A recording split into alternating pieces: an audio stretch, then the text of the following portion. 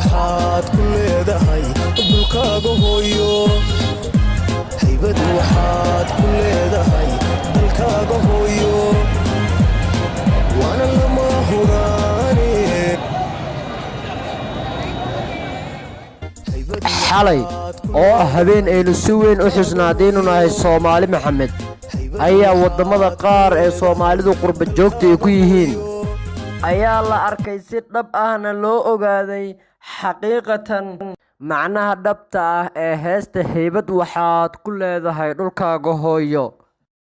daawadayaal inagoo aynu ka hadlaynin wadamo badan ayaa ugu sokeyn waxaynu eegaynaa dalkaynu jaarka nahay ee Kenya sida muuqaalkaba ka muuqata waxaa xalay isugu soo baxay dad badan oo Soomaaliyeed doonayeen inay u dabaaldegaan 26 Juun oo ah maalin qayb Soomaaliya ka mid ah ay markii ugu horeysay xorriyad ka heshay gumaystaha haddaba markii ay isku soo baxeen ummadda oo daqiiqado ama saacado yarba ay bahwada ku jireen oo bannaankana si weyn looga dabaaldegayay ayaa sida shaashada ka muuqata nasiib darro waxaa dhacday in ay yimaadaan ciidamada dalka Kenya kuwaasi oo ku qasbay in ummadii Soomaaliyeed ee dabaaldegaysay ay si degdeg ah uga kala tagaan meesha iyaga oo isticmaalaya waliba hab lagu magacaabo tigas ama sun dadka ka ilmeysiisa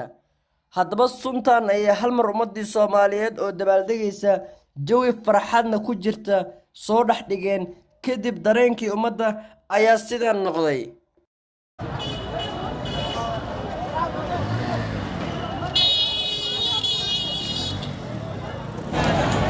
waxa uu isku bedelay meeshii ummadda ay taagneed hal mar mugdi iyo madow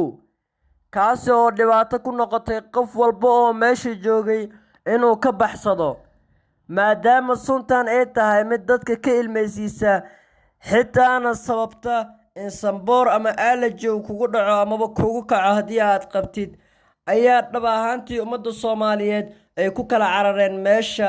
iyaga oo qof walba naftaada la baxso ay tahay haddaba heestani ah haybad waxaad ku leedahay dhulkaaga hooyo oo dad badan aysan ogeyn macnahooda ayaa dhab ahaantii waxa ay xaqiijisteen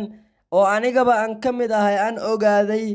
in dalkeena hooyo ee Soomaaliya wax inoo dhaamay inaysan jirin walow dariska Kenya ba ha ugu dhawaatee maadaama aan arkay xalay silaca iyo saxariirta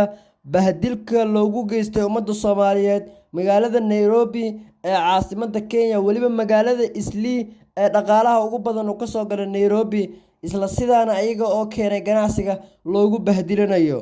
waxay ahayd dhibaato aad u weyn oo soo wajahday ummadda Soomaaliyeed xalay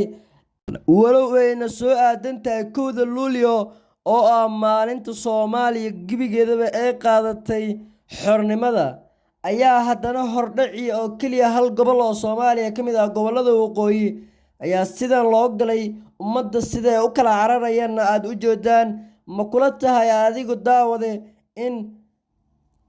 1 Luulyo ay sidan wax iska bedeli doonaan oo ummaddu ay ku farxi doonaan maalmahooda xorriyadda ay ku jiraan fikirkaaga hoos noogu reeb bye